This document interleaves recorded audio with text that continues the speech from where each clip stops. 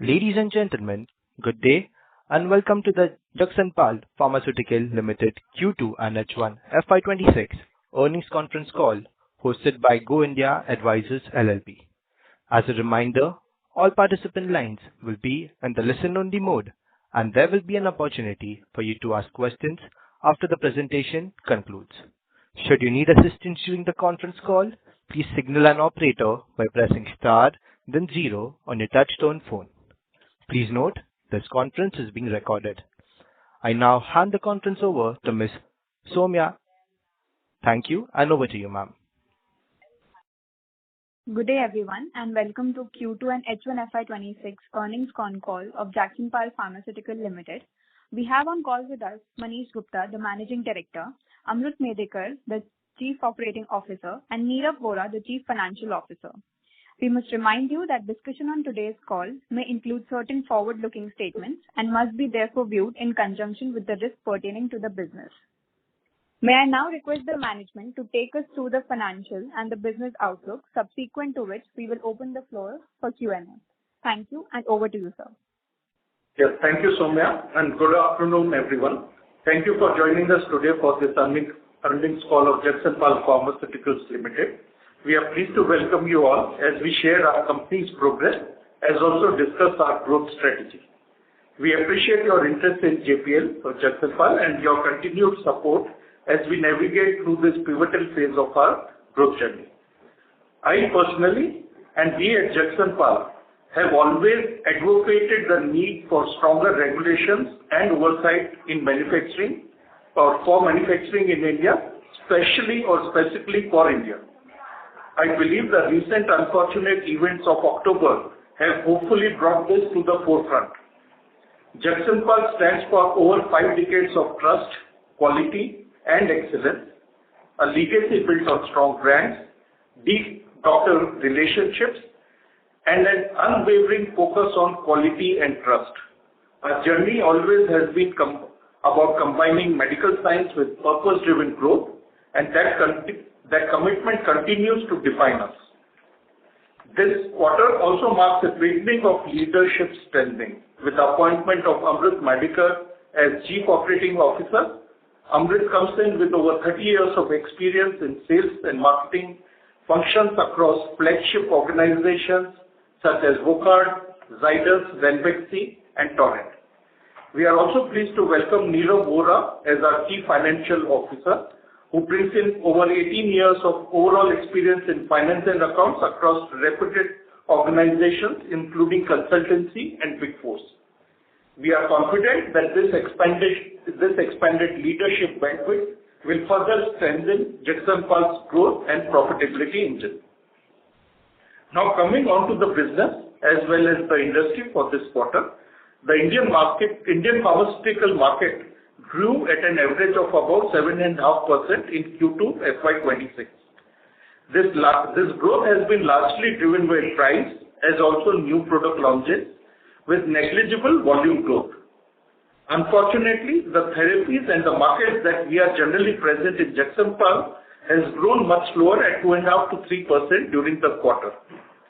September also saw the introduction of the much-awaited GST 2.0 reforms. This, we believe, is a big positive for both the overall economy of the country as well as the pharmaceutical industry. While this shall help bring down the overall cost of healthcare in the country, since the sector saw a meaningful reduction in GST from 12 and 18% to 5%, it did bring in certain temporary challenges in the month of September. This had an impact on our channel partners as well, since they were carrying inventory with higher GST paid on the same. Overall, I think we work very, very collaboratively, both at the industry level as well as the company level, navigating these challenges well, and also took care of the channel partners either through extra 30-day credit for September sales and or 1% additional discount for advance payments. However, this did moderate our performance in Q2 with a largely flat performance vis-a-vis last year. Overall, for the first half, we stood at a 10% growth in sales and about a 39% increase in PAT underscoring the strength of our business fundamentals as well as brand portfolio. Amrit is now settling in his new role, and he shall be providing his perspective of driving growth in business going forward. Overall, with the GST transition behind us, we are confident of a stronger performance in the second half of the current year. Nirav will also take you through the detailed financial performance during the period. It is noteworthy that the company has maintained its cash balance of 160 crores of June even at the end of September, and this is in spite of a much higher dividend payout of 125% or 2.5 per share, amounting to close to 17 crores during the quarter. On the business front, we have retained our 8th position in the corporate CVM rankings, supported by the performance of our key brands. Our focus remains on deepening the market penetration, expanding the core therapy areas, and driving science-led innovation to strengthen our leadership in women's health and related segments.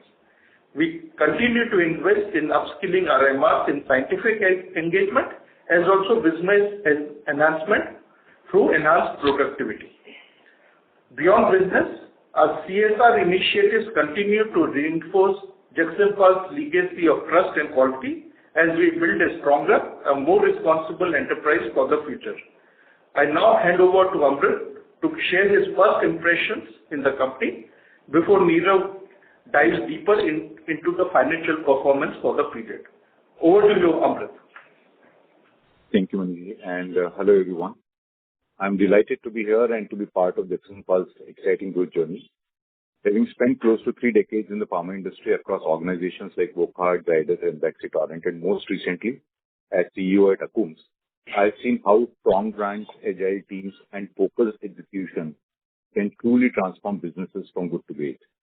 At Jagsonpal, I see a strong foundation, trusted brands, deep market relationships, and growing presence across the key therapeutic areas.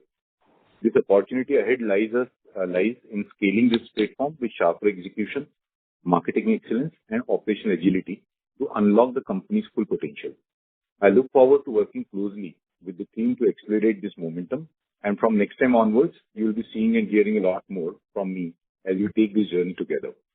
Now I request Nirav, our CFO, to please take us through the financials for the quarter and the half year. Thank you so much. Hi everyone, and thank you Amrut and thank you Manish for your introduction.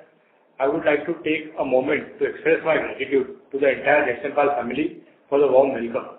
As we move forward together, I'm confident that we will continue to uphold Jagsonpal's long-standing values of trust, quality and excellence in everything we do.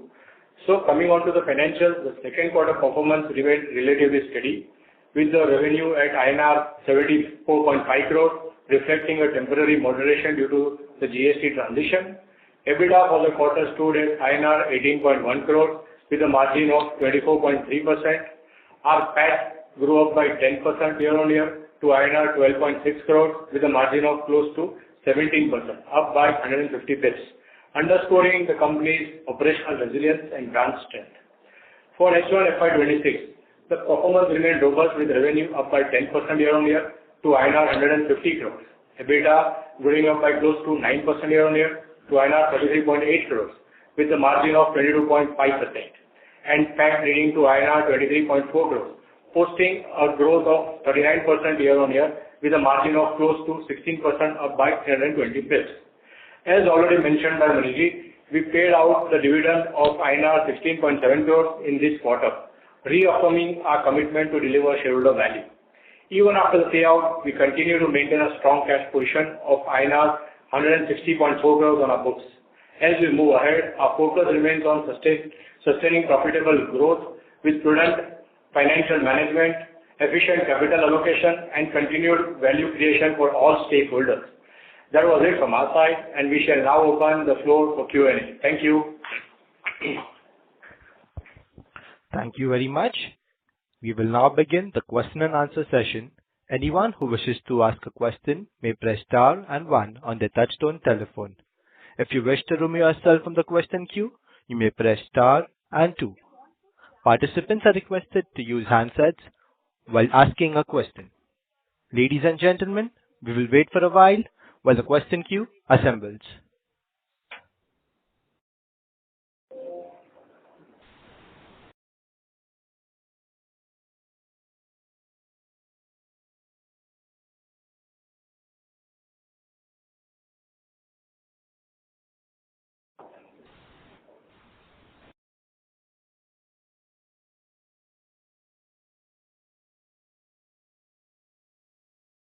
The first question is from the line of Sejal Kapoor from Anti-Fragile Thinking. Please go ahead. Yeah, thanks for the opportunity. A warm welcome to Amrit and Neerav. We now have a multi-engine governance and look forward to significant improvement in our performance. Today I've got three questions. First one is, there are two clear headwinds for our industry. One is trade generics and the other one is generic generics or Jan Aushadhi. Both these segments are growing much faster than branded generics. Why will this not impact the terminal value of all branded generics companies in India? That's my first question. Thank you. Yeah. So, Sajal, I'll give it a shot because this obviously is a matter of great debate and discussion.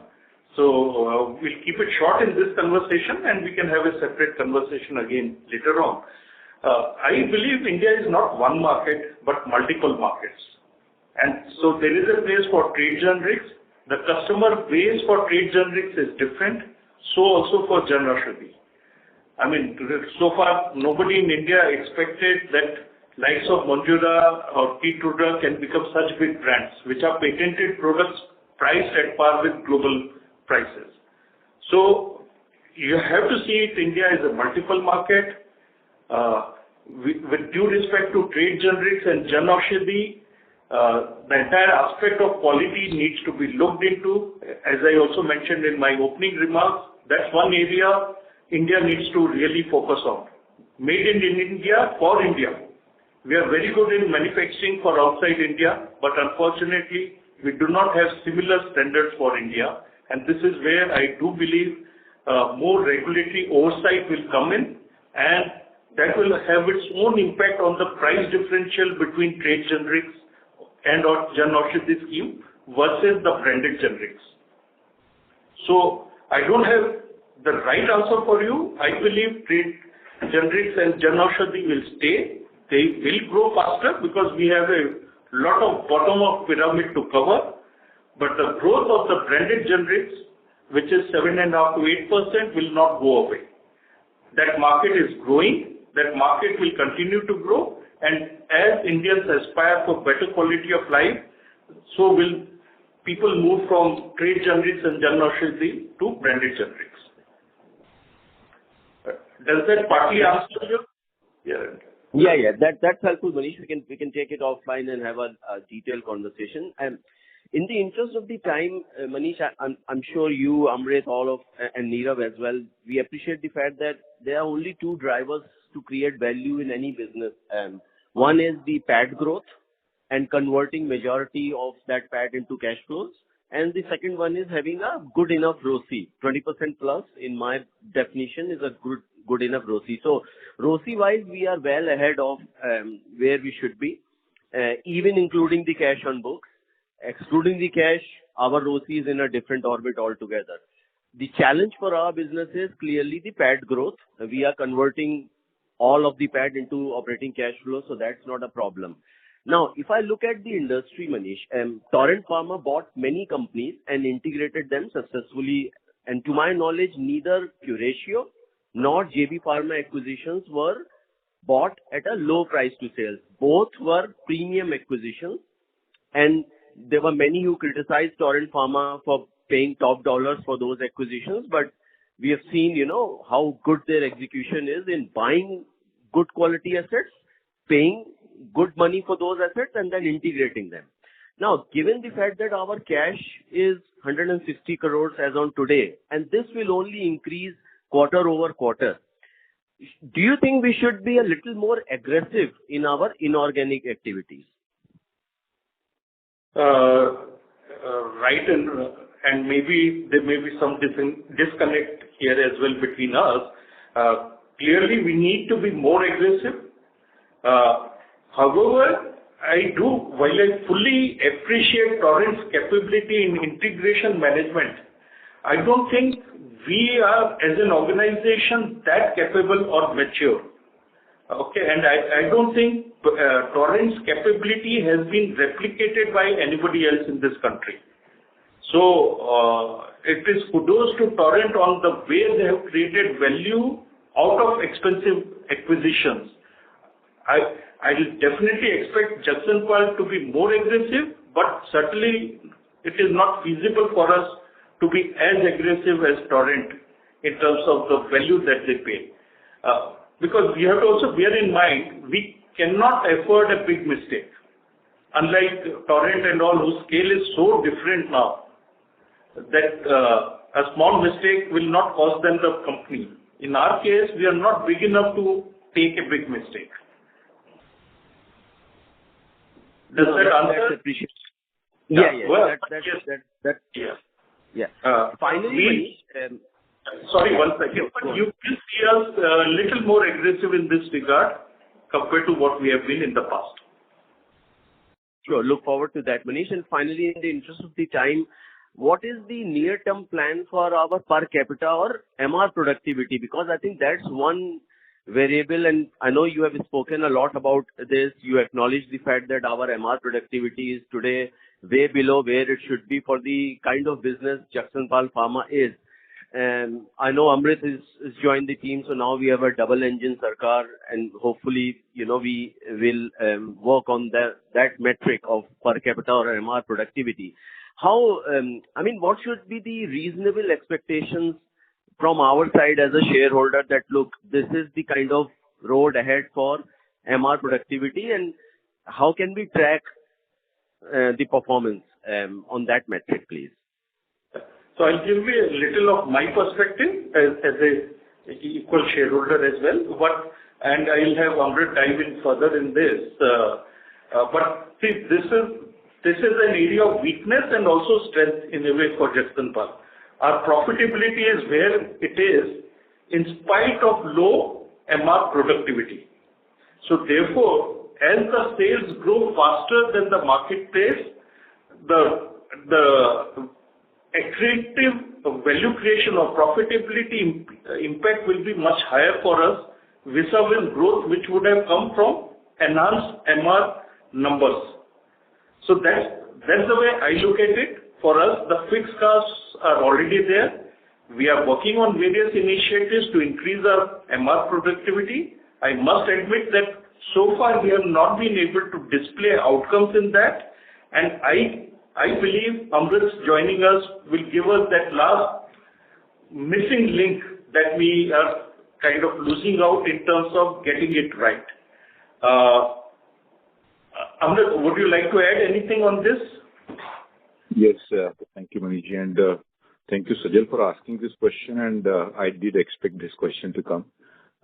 Suffices to say that you have to look at it from two lenses. One is in terms of our penetration for the brand or the portfolio that we have. Our portfolio mix is such wherein we have some of the legacy brands which are overweight as far as our overall revenue volume is considered. And therefore, having the MRs at the right places is important because these are mostly Class B and Class C town products. And having said that, we are working on the same. And I think in the recent past, you would have possibly seen that the new product contribution is increasing. So we are looking at, fine balancing, one, the legacy brands or what we call them as volume contributors to continue contributing while increasing the new product portfolio, which will possibly drive our growth because they are into high growth segment molecules. I hope this answers partly your question. Yeah. Thank you, Amrit and Manish. Wish you all the very best. Thank you. Thank you so much. Thank you, sir. Participants, anyone who wishes to ask a question may press star and 1 on their touchtone telephone. The next question is from the line of Dipesh J. Sancheti from Mania Finance. Please go ahead. Hi, am I audible? Yes, sir, you're audible. Yeah. Can you share the growth rates of your top 5 brands in Q2, Y-on-Y as well as Q-on-Q? And how many of your brands are now in that 50 crore club or expected to reach that by FY26, end of FY26? So our growth rate as you see, if the overall performance is flat for the quarter, So certainly the key brands have also not grown much. So it's all between 3 and 4%. Some brands have grown 3 and 4%, and some brands have been flattish in the top 5 brands. So that's the broad view, because that's what determines the eventual growth rate of the company for us. That is question part one of your question. As far as top 50 crore brand is concerned, we currently only have one brand in that, which is Indocap group of products. And right now, there's only one which is in that range. It's in the early 50s only. I don't foresee any other brand right now in that range, though we have multiple brands in the 30 to 40 crore range. So they'll take some time to get into that 50 crore club. Okay. So are any brands showing any early signs of maturity or a slowdown? And how are you refreshing them? I mean, are you extension of lines or maybe dosage forms or geographical expansions? Yeah. So some work like Indocap, which is our largest brand, we just launched Indocap P about 6 months back, which is combination of indomethacin and paracetamol. So there are multiple initiatives that we are undertaking to refresh some of these legacy brands, as Amrit mentioned. So the key is for them to grow a little faster than what it has been doing, as also, of course, the new products to become more successful than what we have been so far demonstrating. So these are the two growth levers really that will drive a faster growth going forward. So going ahead, what will be the growth drivers for the company? Because this quarter was flat. For FY26, what will be the growth drivers? So if you look at our deck, I have consciously, because so far I was driving the strategy alone. Amrit has been a great welcome addition to the company. Allow us a couple of weeks for Amrit to settle down, because I don't want to impose or him to let him play a very important role in rebuilding or refining the strategy going forward. So we will come back to you with a more aspirational growth plans going forward in a couple of weeks. Great, sir. Because we are long-term investors, so it's okay. I mean, couple of weeks, couple of quarters also is okay. But the growth trajectory, if it is in line, we'd be happy to enjoy the entire ride with you. Just one more question: if you can give any guidance, particular guidance, especially on your ROE numbers, if you can, will it be maintained at around 18? I mean, right now it's around 18.6 at 19. Will it be still this, or will it go to the mid-20s or something going ahead? Now, and I'm talking about this for at least about FY27, FY28. And if Amrit also can just add in what would be his targets? Yeah. So I'll take first part first, and then Amrit can add on. So, and this is also going to partly impact what will be kind of responding to Sajal's question as well. So this is a fine blend you have to carry, okay? Because any acquisition will tend to pull down your ROC. There's no way you can do a deal at 20% ROC in this country, not even at 5% to begin with, because 20 times EBITDA is the minimum expectation in our country. So on our own, our ROC will continue to improve. It will not only cross 20%, but maybe much higher in a couple of years. Having said that, we also need to balance our growth or use the cash for certain strategic inorganic strategies that will always push down the blended ROC to begin with. So all in all, our aspiration is to stay 20% plus in a blended way, but there will be periods of dragging this down whenever there is a meaningful acquisition. Amrit, would you like to add? Yeah.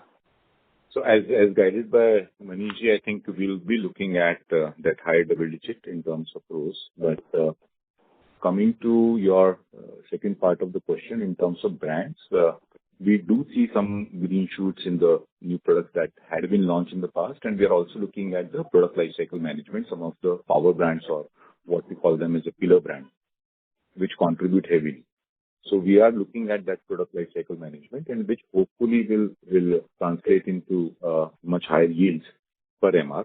So it will answer both the question in terms of productivity as well as profitability for us. Great. All the very best, sir. It does. And all the very best, and hope to see your next growth plans soon in the couple of weeks, as you had just mentioned. Thank you so much. Thank you. Thank you, sir. Participants who wish to ask a question may press star and one on the touchtone telephone. The next question is from the line of Shivnil Giri from Centrum PMS. Please go ahead. Hello. Hi, thank you for taking my question, sir. I just wanted to understand this one part about your strategy that you, in your presentation, you mentioned, and you've mentioned this before, that you'll focus only on subchronic therapies. So, just wanted to understand why this is specifically the case that you picked this category to be in, and would this be restrictive in terms of growth over a longer period in terms of adding new brands, since not every year you would be able to make an acquisition of brands or portfolio? Just that one question. Thank you. So I'll address it in my way, and then Amrit can add his comments to it. So see, every company has a legacy and its own strength. And this company historically has been strong in subchronic segments. So that is what we believe we can further. The reason for avoiding chronic segment was to begin with, or to start a chronic segment business today is not very easy. It's an overcrowded market. It is where there is a lot of, or there is a fair bit of doctor gratification involved, and that's not a business model we can or we want to pursue. So that has been the fundamental reason of leveraging your strength rather than focusing on or getting into areas of weakness. Having said that, inorganic strategy is where we are open to doing things which are outside of what we are doing today. So even if we were to get into chronic segment, I believe rather than starting from zero, it will be through an inorganic means rather than organic. Shivnil, does that answer? Yes. So it's not that we are wedded to subchronic segments, but it's just that our current strength lies in that, and we find it we still have plenty to do within that segment to look outside. Understood. Yep. And in terms of acquisition size, what would be the cap or the ideal size that you would be looking for in terms of acquiring a company or a portfolio brand?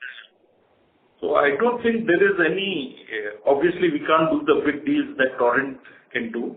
But fundamentally, you look at us as in a three-way acquisition funding. One is obviously we have 150 odd crores of cash, and we generate about 15 crores every quarter, plus or minus here and there. So that's the powder that we have, gunpowder we already have. We also have a reasonable ability to leverage our balance sheet. And third, if needed, we are backed by shareholders who are willing to put in more money and or even using equity as a gunpowder. So in that sense, I think we have fair bit of meat available for us to fund acquisition. Having said that, obviously we can't do things that likes of Torrent does. Understood, sir. Thank you. Thank you. Thank you. Participants who wish to ask a question may press star and one on the touchtone telephone. The next question is from the line of Amit Agicha from HG Hava. Please go ahead. Yeah, good afternoon, sir. Manish ji, thank you for letting me answer the question, and welcome, sir, Amrut ji and Nirav ji. My question was connected to how much of the 10% H1 revenue growth has come from volume or pricing and new products? I don't have an answer upfront for readily available. Can we get back to you, Amit? Yes, sure. And so the basic revenue guidance for FY26 for the second half. So this is something, as I mentioned, So we do expect growth in second half as well. So generally speaking, we are targeting about 10% growth overall as an organization in the medium term. I'm talking of this year, with accelerated growth thereafter, but allow us a couple of weeks to give you a better guidance for the future. But for the rest of the year, you can consider about a 10% growth. Thank you, sir. I appreciate answering the question. All the best for the future. Yeah, thanks. Thank you. Participants who wish to ask a question may press star and one on their touchtone telephone. The next question is from the line of Dia from Sapphire Capital. Please go ahead. Hello, sir. Thank you for taking my question. So I just wanted to ask if you have any planned launches for the rest of the year. We definitely have plans, but I think till we launch, we don't want it to be kind of communicating in an investor call. So definitely we'll have plans for launch in the rest of the year, new products. But as and when we launch, we will make it public. And any revenue guidance for the rest of the year? I think I just did that in the previous speaker's question, Amit's question, that we are kind of broadly guiding towards a double-digit growth, low double-digit growth for the rest of the year. Market is definitely tough, so I'm not assuring this will happen and all. We would love to go there, but yes, all efforts are to achieve a low double-digit growth for the rest of the year. All right, sir. Thank you. Thank you, ma'am. Participants who wish to ask a question may press star and one on their touchtone telephone. The next question is from the line of Murtaza from Pinpoint Capital. Please go ahead. Hi, good afternoon, everyone. Thank you for taking my question and for the opportunity. I had a few questions regarding GST and the new regime. And so basically, I have quick 3 questions on it. First of all, has the recent GST 2.0 made any impact? Has it impacted our cost of goods and or either our margin profile in Q2? Yeah. So, as you would know that in pharma, the GST has moved from 12 and 18% respective, 12% for drug products and 18% for nutraceuticals to 5% flat now. So, all in all, the MRPs of the products have come down. As a company, it has no impact because it's a flow-through or it's a pass-through. Our inputs, we have an inverted GST structure now in the industry because many of our inputs are at 18%, especially APIs, while our output is at 5%. But given the gross margin in this industry, that is not going to make any impact per se, given that GST credit is available. So it has no impact per se. Having said that, the minor impact that we had in Q2 was on account of additional 1% discount that we gave for advance sales for September related products, because that, if you recollect, I mentioned in my opening remarks, most of the industry, between industry leaders and AICOD, the final agreement was a 30-day additional credit and or 1% additional discount for sales made in September to compensate them for the higher GST products that they were carrying. So for the sales made in September, we ended up giving 1% upfront discount for advanced payers. Okay, this helps. The second question I have is, are there any supply chain inefficiencies that have increased the logistic cost or working capital cost? Coming from GST or otherwise? Otherwise. No, GST has obviously no impact. Otherwise, yeah, of course, cost-wise, there's no impact, but you would realize that last quarter has been period of disturbances, prolonged monsoon in certain parts, Punjab going underwater, Assam had double whammy, including Zubin Garg incident when almost 15 days that state was shut. So these were the logistical or business challenges that I think entire industry or entire country was facing, but nothing coming out of GST or otherwise. Okay. And one final question I had, there has been a slight uptick in the margin. So does this anyway relate to the tax impact, or is it just core operating efficiency? Yeah, it's only on core operating of efficiency and product mix. That will determine. I don't think we are getting any benefit or adverse impact of anything outside our business. Okay. These were my questions. Thank you for taking them. Thank you.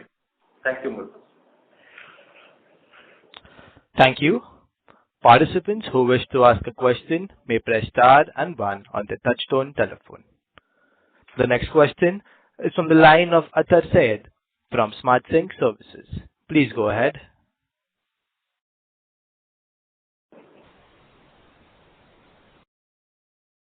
Sir, requesting you to please unmute your mic.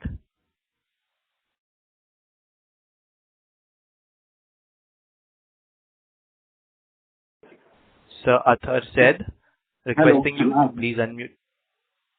Yes, sir, you're audible. Yeah. So I have some questions. Yeah. So my first question is related to this, sir. What is our market share in this gynec segment and other segment as well? What is our current market share that you hold in the market? I don't think we can even measure Jagsonpal in terms of market share because we are a very tiny player overall in that context. But having said that, in the markets we are present in gynae area, we are the 8th ranked company in this country. So market share data I don't have readily because it is in decimals. But as I said, within the gynae segment and the CVMs that we are present in, we are the 8th largest company, which makes us meaningful in that space. Okay. And sir, what is this intangible asset that we have, and what is the reason it declined from 89 crore to 81 crore in 1 year? So can you please explain what is this intangible asset and what is the reason for some decline in intangible asset? Yeah. Since Nirav is new, I'm taking this time, but obviously going forward, Nirav will be answering. This intangibles got created because of acquisition of Yash Pharma's domestic or India business. Which was about a 95 crore acquisition. Out of that, 88 or 89 got converted into intangibles. These intangibles are depreciated every year, and therefore you'll see a depreciation line in our books as also a reduction in these intangibles every year. Okay, sir. And last question is, how many MR do we have right now and our MR attrition rate? So we have 1,000 odd MRs in the organization between the 4 divisions that we operate in. The attrition rate would be in the region of 30%. Okay, sir. Thank you. Thank you so much. Thank you, Arthur. Thank you. Participants who wish to ask a question may press star and 1 on the touchtone telephone. The next question is from the line of Abhishek Singhal from Perpetuity Ventures. Please go ahead. Sir, thanks for taking my question. I had just a couple of questions. Number one, if you can please highlight a bit on the Yash Pharma acquisition. It's been almost a year. How did it go? Are you happy with the integration, the way it's playing out? Going forward, how's the integration playing out? Some sense around a 12-month view post the acquisition. And any learnings that you think you can possibly take from that in the future acquisitions that you do in the domestic pharma space? Yeah. So Abhishek, I'm surprised you came in so late in terms of your question. So happy to be here. So I think Yash Pharma was the first acquisition or the only acquisition that JPL has done thus far. While I'm personally exposed to multiple acquisitions, it was a great learning for this organization, because acquisition is not about one person. It is about the entire organizational capability has to come up. And I believe as a company, we have done extremely well in this acquisition management and post-acquisition management specifically. So the transaction or the business that we acquired is doing well for us. It is growing. It is the faster growing business within the organization. The profitability, which was roughly half of JPL level, has now come up to JPL's level, and that's why you will see that there is no dip in our margins. In fact, we continue to be on a reasonable track of margins now. And so also the working capital and all that. In spite of this acquisition, our working capital hasn't gone up. So all in all, we are extremely happy with this acquisition strategically, and more so in terms of organization capability building that we have achieved. See, today it gives me greater confidence to go and acquire something going forward and taking a bigger step compared to what I would have done earlier. Because it was not about me, it is about the JPL capabilities. And with Amrit and Nirav joining, I think that capability has also gone up furthermore.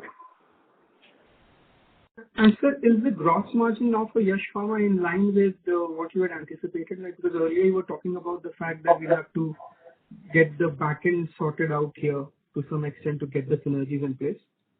Yeah. So Yash Pharma, historically, that business that we acquired had a lower gross margin because of the nature of product. They are predominantly a liquids and cream organization with the hormonal manufacturing that JPL, hormonal products that JPL had. Margins are tracking well. We are able to improve a bit, but my guess is a lot more will be done in the future. It's a journey, and we do believe we have the largest scope in gross margin improvement within the organization, both at Yash, largely coming out of Yash Pharma portfolio. Got it, sir. Thank you. Sir, and just if I kind of broadly construct the growth, the three elements to it. One is volume, value, and then new product introduction. Now, when we acquired it, it's been 2-3 years since then. New product introduction was supposed to be brought into place, which can kind of drive growth. So some highlight into where the journey currently stands. How are you looking at, the launches forward in terms of number of launches or specific categories, more in terms of line extension? So the new product introduction segment of the potential growth, if you can highlight a bit more, like does it entail investing more or possibly in licensing from somewhere? If you can provide some light on that element as to what to anticipate going forward there. So I'll answer a bit of this and then I'll have Amrit to respond a little better. But see, if you look at this 3 years, you have to split it in two parts, because when we acquired Jagsonpal, there was a great product happening at that point of time for JPL, which was dydrogesterone. Okay, that product became from 0 to 40 crores in about 18 months' time for the company. And last 24 months is when that product has gone back from 40 crores to 10 crores.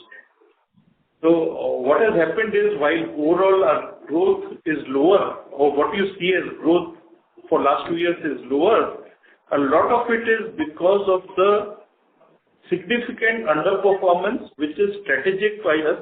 That decision was taken by us given the way that market changed. And that 30 crores eating away into the growth of other products is showing up in terms of final outcomes. So it's not that other new products and all are not doing well. Can they do better? Answer is yes. But unfortunately, they are not able to compensate for the hole that we got from dydrogesterone over last 2 years. So that has been kind of moderating our growth. Dydrogesterone experience, we are also very cautious on our new product launch, wherein we do not want to get into potentially crowded areas. So just to give you an example, while me and Amrit are still debating, but we do not intend to launch like a GLP-1 on the date of patent expiry, because we know 80 guys will be there on day one. So our new product launches are always going to be in more difficult categories where we have to do concept selling. Therefore, the build-up will be slower but more sustainable. Amrit, can you add to this in terms of how you look at new product strategy and how do you want to drive this going forward? Yes. Thank you so much. And it suffices to say two things which you would have possibly understood from the discussion so far. One is we have a very high skew of some of our pillar brands or large brands, legacy brands, which contribute significantly to the revenue. And therefore, there is a fine balance which has to be brought in while we build up our new product portfolio. There is a limited time constraint in front of a doctor. So we don't want our large brands to get compromised in front of doctor promotion, which we have very time constraint. At the same time, building a new portfolio which is more vibrant and is growth oriented. So that work is on, and while we are curating that list of new products for future, we will possibly disclose that, or you will come to know when the commercial launches happen or we are close to that launch. I hope that answers you. Thank you very much. Thanks, Vijay.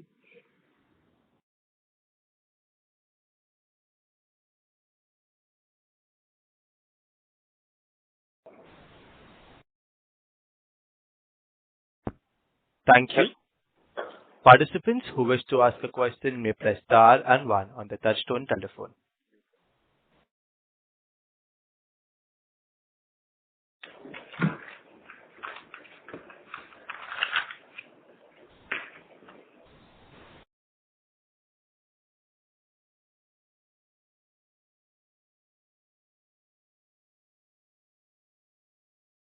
As there are no further questions from the participants, I now hand the conference over to the management for the closing comments.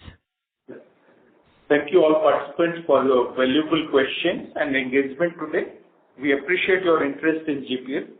Should you have any further queries or require any further additional information, please do not hesitate to contact our investor relations team at Go India Advisors. We remain committed to engaging with you all. Thank you once again for your participation and wishing you a great day ahead. Thank you. On behalf of Go India Advisors LLP, thank you for joining us. You may now disconnect your lines.